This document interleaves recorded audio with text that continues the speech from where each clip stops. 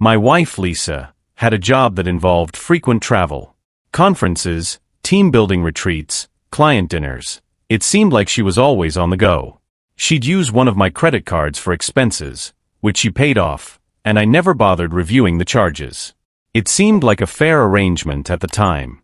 I never really checked the charges. Why would I? So you can imagine my surprise when, on an otherwise uneventful Tuesday afternoon, I got a phone call from a local police officer.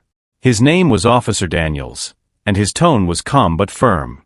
"Mr. Carter," he began. "This is Officer Daniels with the County Police Department. I'm calling regarding an incident reported by the Pine Hill Suites. A coffee maker was stolen from their dining area last night, and your name came up." I paused, unsure if I'd misheard him. "A coffee maker?" I repeated, half laughing. "Look, officer, I haven't been to the Pine Hill Suites in, well, ever. Are you sure you've got the right person?" Daniel's reply wasn't what I expected. "The hotel claims the coffee maker was stolen during an unauthorized entry into their dining area, and the card they previously used to pay belongs to you. They're classifying this as trespassing and theft of property, totaling $700. I was stunned. My mind raced to find some reasonable explanation, but all I could muster was, "This has to be a mistake. I'll meet you there to sort it out." 20 minutes later, I was standing in the overly perfumed lobby of the Pine Hill Suites, staring at a manager whose expression shifted from smug confidence to visible discomfort the moment I introduced myself. "Mr. Carter," she said, her voice quivering slightly. This way, please." She led me to a small, bland office where Officer Daniels was waiting. He looked like someone who had better things to do but wasn't going to let that stop him from taking this seriously. "Let's cut to the chase," I said. "What's going on?" The manager, a woman in her 40s with an air of forced authority, slid a laptop across the desk and played a video. The footage was grainy but clear enough. At 2:15 a.m., a woman who looked exactly like my wife stumbled into the hotel's dining area with a man who was clearly not me. Both of them were laughing, clearly drunk, as they rummaged through cabinets and eventually walked out with the coffee maker. I stood there, frozen, as my world began to tilt. My voice sounded distant, like someone else was speaking. "Can you charge the amount to my card and consider the matter resolved?" I asked. Daniels nodded, but not without a pointed look. "If you say so." As I left the hotel, clutching the receipt for a $700 coffee maker I never wanted, I had one thought on my mind: I needed a plan. When I got home that night, I felt like I was moving on autopilot. The $700 charge didn't even matter to me. It was pocket change compared to the weight of what I'd just seen. Lisa, my wife of 8 years, laughing like a teenager in the company of a man I didn't know, committing petty theft like it was some inside joke. I tossed my keys on the counter, sat down with a beer, and opened my laptop. If what I saw was real, and it was painfully clear it was, then this couldn't have been the first time. No one starts their hobby of trashy behavior with stealing a coffee maker. Lisa had linked her the Pine Hill Suites account to that credit card ages ago. She said it was so we could rack up points faster for romantic getaways. At the time, I thought it was sweet. Now, as I stared at the login page, it felt more like an invitation to pull the thread that would unravel the whole tapestry. It took a few tries, but I guessed her password, Wanderlust89. Cute. The activity log hit me like a freight train. Dozens of stays at the Pine Hill Suites over the past year, often booked during her supposed business trips. The dates matched her calendar entries to the day. What were labeled as client meetings and strategy sessions now looked more like rendezvous and God knows what else. I scrolled through the bookings, my mind racing. The same hotel, over and over. Always a room with a king-sized bed, always for 2 nights minimum. I even found one reservation that overlapped with the weekend I'd gone on a fishing trip with my brother. I didn't know if I wanted to cry, scream, or just burn the house down.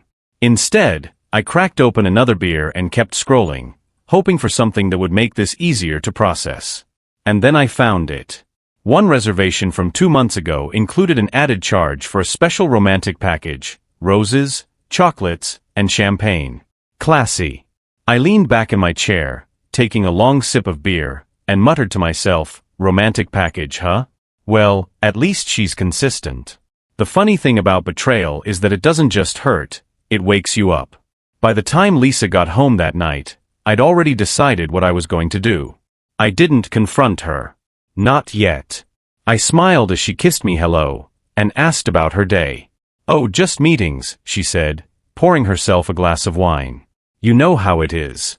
Oh, I did. Far better than she thought. When I got home that evening, Lisa was in the kitchen, pouring herself a glass of wine. She greeted me with a quick smile, like she hadn't just come back from a business trip that didn't involve much business.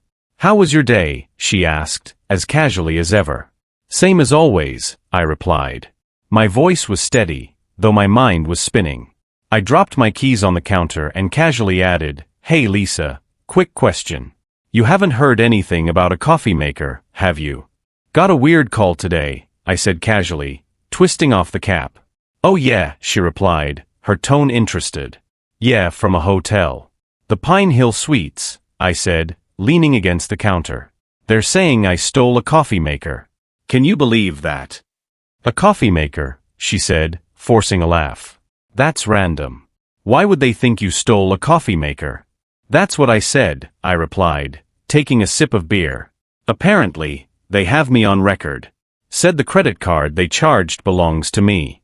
Her laugh sounded thin now. "That's so strange. Maybe it's some kind of mix-up." "Maybe," I said, shrugging.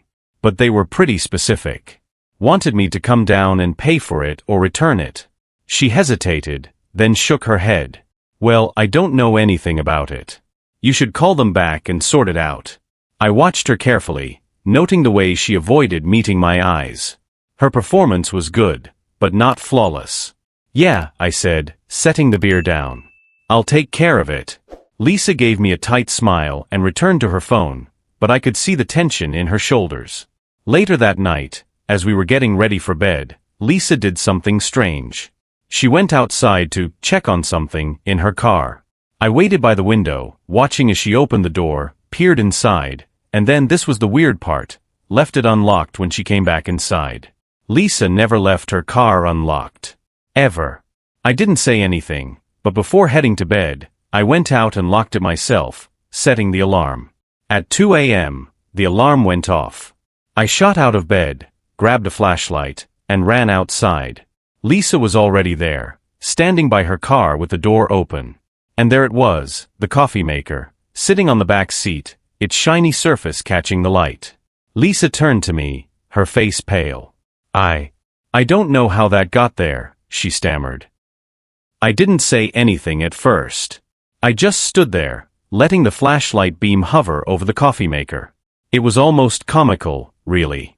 The same $700 coffee maker that had dragged me into this mess, now sitting smugly on the back seat like it owned the car. "Lisa," I said finally, my voice calm but sharp enough to cut through the silence. "What's it doing here?" She blinked rapidly, her lips moving without sound, before finally managing, I have no idea. Someone must have put it there." "Someone," I repeated, letting the word hang in the air. "Yes," she said quickly, her voice rising. Maybe it was the same person who broke in and set off the alarm." I couldn't help but smirk. "Right.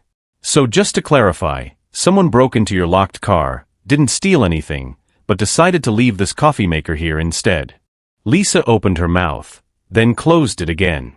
She looked like a fish gasping for air, trying desperately to come up with something, anything, that made sense.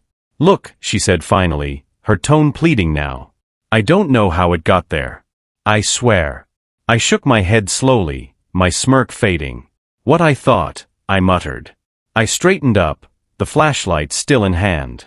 "Here's how this is going to go," I said, my voice steady and cold. "You've got two options. You can sleep in the car, or you can go to your boyfriend's place. Either way, we're done. Tomorrow, my lawyer will call you. Your stuff will be in boxes by the garage. Don't bother coming back inside." Her jaw dropped, but no words came out. For once, she was completely speechless. I didn't wait for her response. I turned on my heel and walked back into the house, locking the door behind me. Through the window, I could see her standing there, staring after me, the coffee maker still shining under the streetlight like the world's pettiest piece of evidence. The next morning I woke up early, although I had hardly slept. The house was eerily quiet, and when I looked out the window, Lisa's car was no longer at the driveway. I didn't care where she slept or where she went. I grabbed a stack of boxes from the garage and started packing. Clothes, shoes, books, toiletries. I didn't discriminate. Anything that belonged to her went into the boxes. Every trace of Lisa, every reminder of what she'd done, was cleared out and stuffed into cardboard. The coffee maker went on top of the last box. It felt symbolic, like the final nail in the coffin of whatever we used to be. By mid-morning, I had everything stacked neatly by the garage door. I didn't leave a note. I figured the giant black marker scrawl of her name, Lisa, on the side of each box would be enough of a message. When I got back home that evening, the boxes were gone. I stood in the driveway for a moment, staring at the empty space where they'd been. The absence of those boxes felt better than I thought it would. I wasn't sure if Lisa had come to take them herself or if someone else had done it for her. Honestly, it didn't matter. Nobody likes cleaning up trash, I muttered, heading back inside. But at least it's gone now. I locked the door behind me, poured myself a drink, and let the silence of the house sink in. Weeks passed, and the divorce paperwork moved forward without much fuss. Lisa didn't put up a fight. Maybe she knew she didn't have a leg to stand on, or maybe she just wanted to get it over with. She was caught red-handed, plus the hotel surveillance footage did the trick, and either way, my lawyer made sure everything was airtight. The house stayed mine, the accounts were split cleanly, and Lisa faded from my life as quickly as she'd stumbled into that hotel dining room with her friend. I hadn't heard from her since the day I packed up her things, until one evening, when my phone buzzed with a voicemail. Her voice, shrill and frantic, poured out of the speaker. "You ruined everything. I lost my job, my friends, and him. And now he's busy dealing with his divorce, and his wife is making his life hell. So, thanks for that, I guess. And me? I've got nothing now. No one. Are you happy, huh? Are you satisfied?" I didn't reply. There wasn't much to say. Instead, I stood in my kitchen, holding a steaming mug of coffee. The new coffee maker stood proudly on the counter, its sleek design contrasting perfectly with the clumsy relic of the previous one. I smiled, took a slow sip, and said, "Yes. Very happy." This old coffee maker was long overdue for a replacement. The new one's much better. Just as I set the mug down, my phone buzzed again, this time with a text. It was from my younger neighbor, a woman who'd been exchanging knowing smiles with me for months. "Tonight at 8? Get ready, it's going to be a long night." A kissing emoji.